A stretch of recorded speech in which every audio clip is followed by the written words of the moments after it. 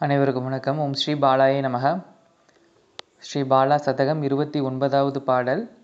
பாலா பார்ப்புகழும் உன் பாதம் பார்வைக்கு சிறுமழலை நீ புவனம் காக்கும் லோக கல்யாணி சச்சித்தானந்த கிருபாகரி சுபகரி சுந்தரர் திரிநேத்திர மகாசோடசி தயை காட்டும் வள்ளியே தங்க மகளே பொன்மயிலே. பாடலின் பொருள்: பாலா என்பவள் பார்ப்பதற்கு மிகவும் அழகானவள். பார்ப்புகழும் உன் பாதம், அம்பிகையின் பாதமானது அனைத்து தேவாதி தேவர்களாலும் புகழப்படுகிறது. பார்வைக்கு சிறு மழலை நீ புவனம் காக்கும் லோக கல்யாணி. பார்வைக்கு சிறிய மகள் போல இருந்தாலும் இவளே அந்த அரக்கனின் 30 அரக்க சக்திகளை வேரோடு களைந்தவள் என்பது இங்கே குறிப்பிடுகிறது. பார்வைக்கு சிறு மழலையாய் இருந்தாலும் அரக்கர்களை ஜெயித்து லோகத்திற்கு மங்களத்தை தந்த லோக கல்யாணி.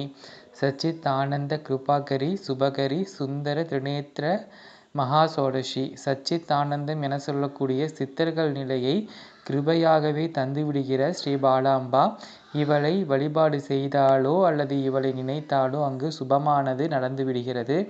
சுந்தரர் திரிநேத்திர மகா சோடசி, 3 கண்களை கொண்ட மகா சோடசியாகவும் அம்பாளே இருக்கிறாள்.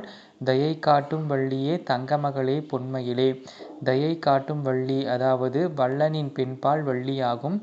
அதே போல அம்பிகை தயை காட்டுகிறாள். எப்படி தயை காட்டுகிறாள் என்றால், ஒரு இல்லாதவன் வரும்போது வள்ளல் எப்படி வாரி வாரி தருகிறானோ அதே போல தன் அடியார்களுக்கு கேளாமலேயே செல்வங்களை அருளை வாரி வாரி வழங்குவதில் இவளே வள்ளி ஆவாள்.